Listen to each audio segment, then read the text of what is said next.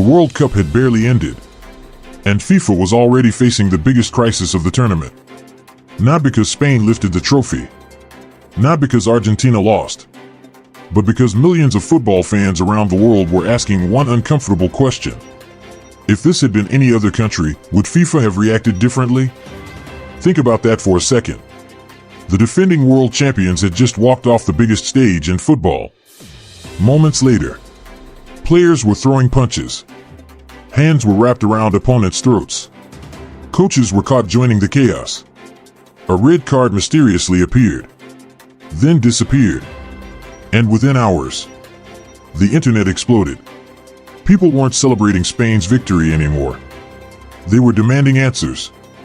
For FIFA, this wasn't simply another disciplinary case. This was a credibility test.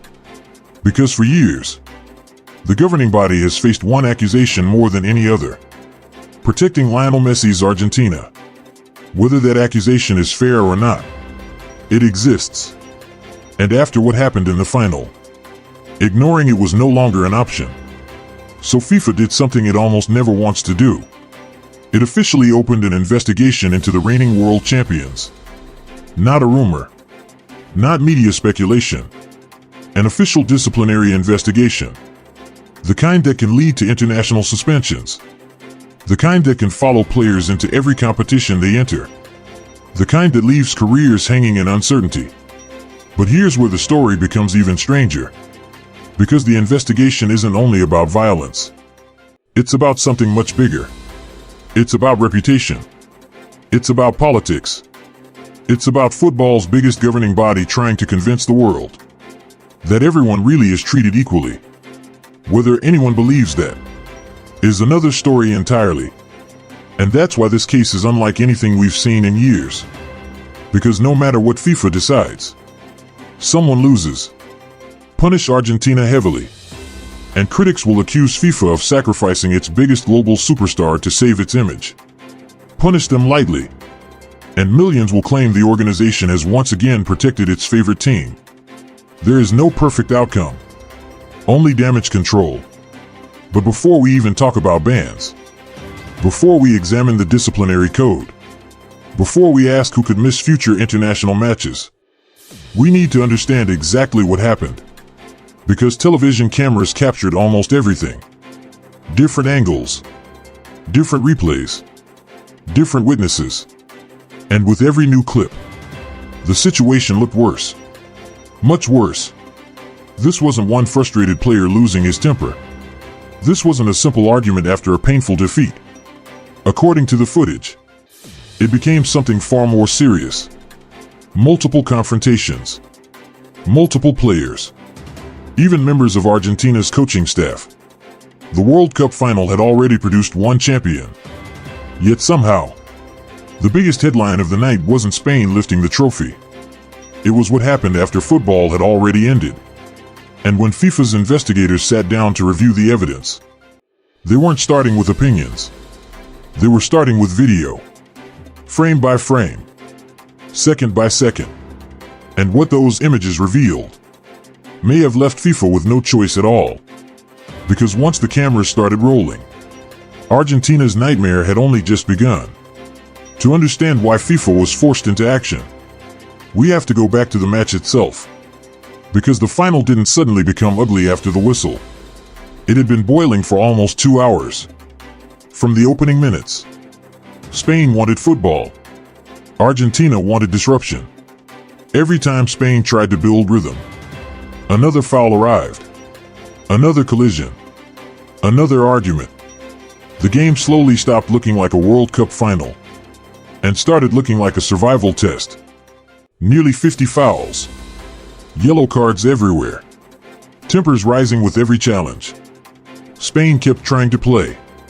Argentina kept trying to slow them down. Yet despite all the physical battles, one statistic stood above everything else. Argentina, the defending world champions, failed to register a single shot on target across 120 minutes. Not one. For a team built around Lionel Messi, that number was almost impossible to believe. It wasn't just a poor attacking performance. It was complete tactical suffocation. Spain closed every passing lane, pressed every second ball, one possession back before Argentina could breathe. Every attempt to escape the pressure ended the same way. A misplaced pass, a rushed clearance, or another desperate foul. And then came the moment that changed everything. Late in normal time, Enzo Fernandez lunged into Pau Cubarsí with his studs showing. The referee didn't hesitate. Second yellow. Red card. Argentina were down to 10 men. Suddenly, the defending champions weren't chasing victory anymore. They were fighting simply to survive. Spain sensed it immediately. They pushed higher, moved the ball faster, forced Argentina deeper and deeper inside their own half. Eventually, the pressure broke them. In the 106th minute, Ferran Torres found the smallest opening. One finish, one goal, one World Cup. Spain had done it. The defending champions were finally beaten. But strangely, that wasn't when Argentina completely lost the final. It happened a few minutes later. Because while Spain were celebrating history, several Argentina players were preparing for something entirely different. Not another attack. Not one last chance. Not football at all. What happened after the final whistle would become the real reason FIFA opened its investigation. And once the celebrations began, the cameras captured images that nobody inside world football expected to see. The final whistle sounded. Spain collapsed to the ground in celebration. Argentina collapsed in disappointment. For a few seconds, it looked exactly like every other World Cup final. Then, everything changed. Spain's substitutes sprinted onto the pitch. Players embraced. Staff celebrated. The world champions had been crowned. And right in the middle of that celebration, the first confrontation exploded. According to multiple camera angles, Rodri jogged past Nahuel Molina. Then came what changed the entire story. Molina appeared to strike Spain's captain in the chest. Rodri stopped instantly, turned around, walked straight back toward him. Within seconds, players from both teams rushed into the scene. Eric Garcia stepped forward to separate them. Instead, he became the next target, because Leandro Paredes suddenly charged into the confrontation. Television footage appeared to show him grabbing Garcia around the throat before forcefully shoving him backwards. It lasted only a moment. But in football, 1 second is enough. Because once one player loses control, everyone follows. Gavi tried to pull teammates away. Instead, he was pushed to the ground. Another camera angle appeared to show Thiago Almada joining the confrontation. Players weren't trying to calm the situation anymore. They were becoming part of it. And perhaps the most shocking images didn't involve players at all. Argentina assistant coach Roberto Ayala was also seen entering the chaos. Instead of separating people, he appeared to grab Eric Garcia before another exchange involving Dani Olmo. Suddenly, this wasn't simply players losing their heads. Members of the coaching staff were now involved.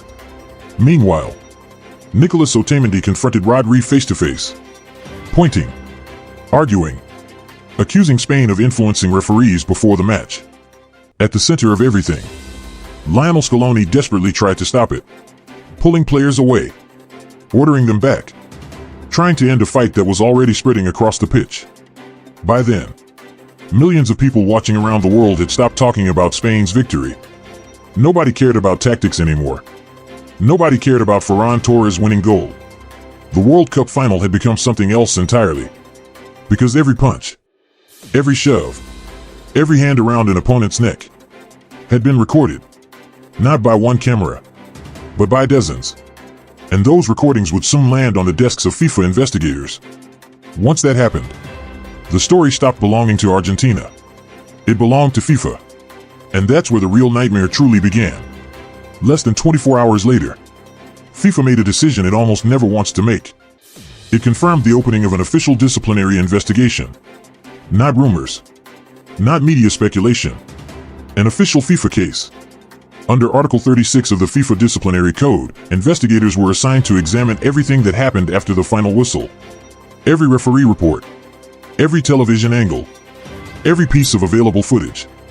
And suddenly, Several names were under the spotlight: Leandro Paredes, Nahuel Molina, Thiago Almada, assistant coach Roberto Ayala, each one facing possible disciplinary action. But here's where the story became even stranger. During the chaos, the stadium graphics briefly showed that Paredes had received a red card. Fans saw it. Commentators noticed it. Then, almost immediately, it disappeared. The red card was quietly removed from the system. Officially, no dismissal had been recorded. That single moment created an entirely new controversy. Was it simply a technical mistake? Or had something changed behind the scenes? Nobody outside FIFA could answer. But one thing became impossible to ignore.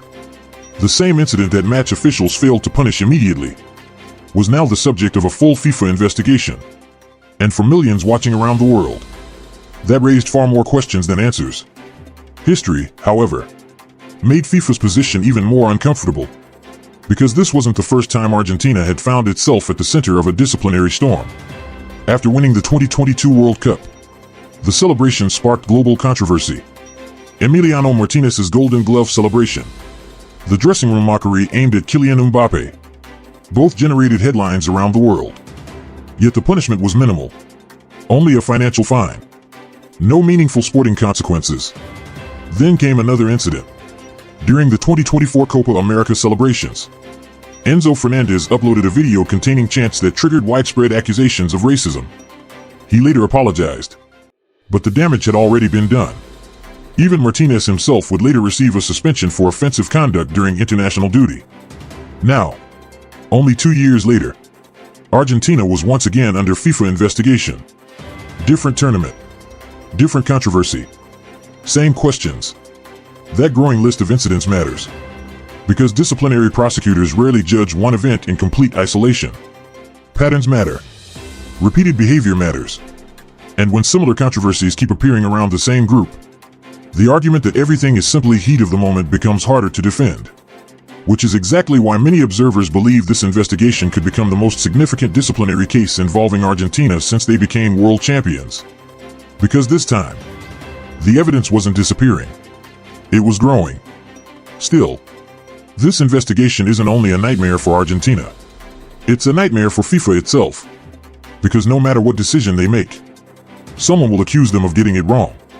If FIFA hands out lengthy suspensions, millions will say the organization is only trying to repair its damaged reputation, that it's sacrificing its biggest global attraction to prove it isn't biased. But if the punishments are light, the opposite accusation becomes impossible to escape. People will once again ask the same question.